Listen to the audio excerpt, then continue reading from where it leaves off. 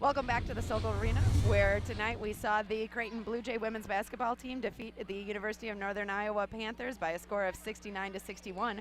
We are now joined by head coach Jim Flannery. And first of all, congratulations on the win. You know, I spoke a little to MC McGrory before the game, and she was talking about how, she was really just looking for a nice Christmas present to go home with, and that a victory over the Panthers. But talk a little bit about the game plan and what you're able to do to keep the Panthers out of what they wanted to do.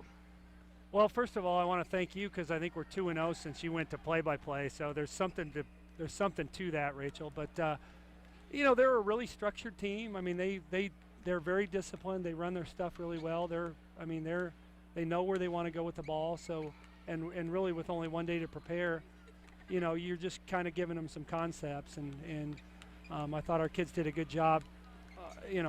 Almost the whole game. I mean, there were a couple breakdowns where you're a little frustrated, but I thought our attention to detail and especially with the short turnaround, it was probably a little more important that we play our a little bit more of a veteran lineup, which I thought we did tonight. Other than Audrey, because she's just kind of good, but but I thought our attention to detail defensively was good, and we got key contributions from a lot of people. Like I thought obviously Audrey, but Lauren hit a couple big shots, and it had been a while since she'd hit shots. And, you look at what Jade did. Jade and Sid had 11 assists and no turnovers. So, they were really good at facilitating and making good decisions, and that's a big part of it, too.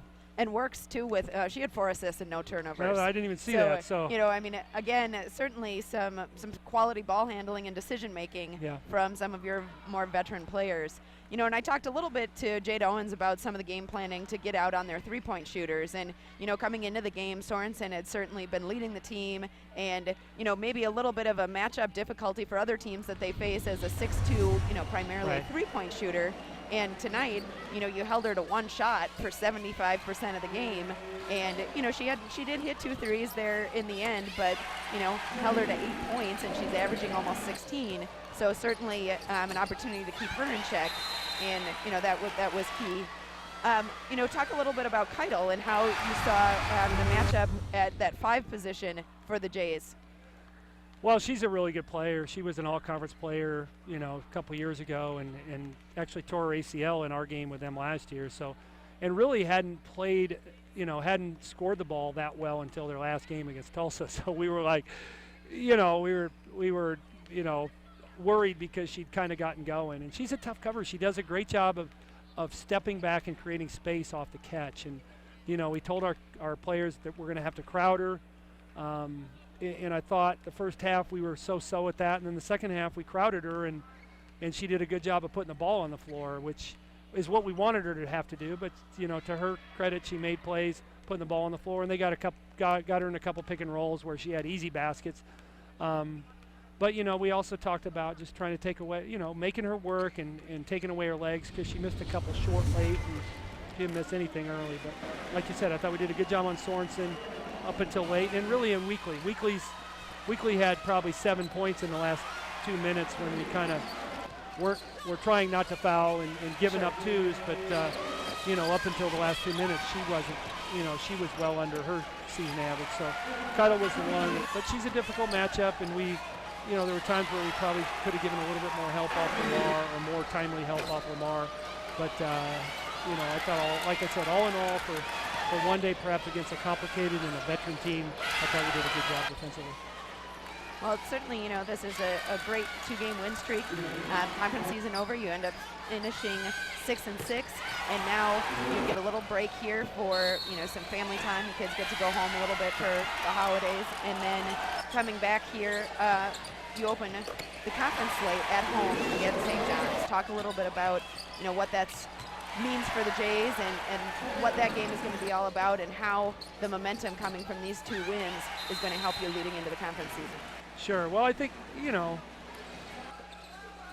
after Bree got hurt and then Marissa got hurt, certainly that stretch where we had a really tough schedule without really getting the chance to practice and make some adjustments was tough. And believe it or not, I was fairly positive to the team in a lot of respects, because I felt like we in a lot of ways it wasn't fair to have to face that stretch. I said if Marissa had gotten hurt in October or Bree had gotten hurt in October, and we had time to adjust, that's different. But when you get those two key components hurt, right before a really difficult road stretch, so that's why the other night was big and tonight was big, because we just need to feel what it's like to win again. You can tell them, oh, we're playing tough teams and we have to work through an injury situation, but it still feels good to win. And so that's going to help us, I think, coming out of break. And I said we've improved since Marissa got hurt and since Bree got hurt, and we've put it together longer stretches of good basketball. I mean, we played well in stretches against Nebraska and Kansas and Utah, but we didn't put together the length of good basketball that we have over the last two games. So. And Rob and I were talking a little bit in the post game about, a little bit more of a complete game tonight. And also, finally, some of those players really becoming a little bit more comfortable, and just the team in general looking more comfortable with some of those different players in those roles that were previously held by some of the players that have, unfortunately been out with injury. Absolutely. Like Jade played 32 minutes tonight, which is a lot for her. I mean, and she comes up with 9 rebounds. Right, yeah. She was on the double-double watch. Yeah. She had 8 points and 9 rebounds. And, we watched all of the first half. She had defensive rebound after defensive rebound and really prevented the Panthers from being able to have any second chance opportunities. Absolutely. And MC's played really well. Since Marissa got hurt, she's probably the one kid that's really, really kind of stepped up her offensive aggression. But she's playing more minutes than she's used to, and that requires a lot of